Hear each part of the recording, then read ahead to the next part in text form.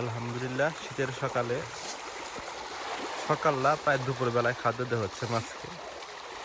এই যে পুকুরে মোট 12,000 পাঙ্কাশ, 5,000 তেলাপিয়া এবং 400 পিস বাংলা মাছ দেওয়া আছে।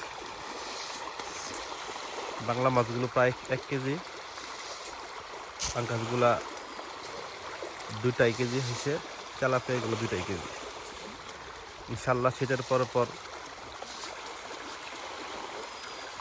মাছগুলো বিক্রি করা হবে। শীতের মধ্যে একবেলা খাবার দেওয়া হচ্ছে।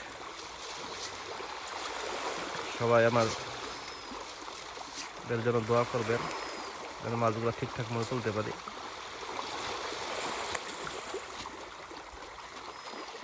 এবং আমার চ্যানেলটিকে অবশ্যই সাবস্ক্রাইব করবেন।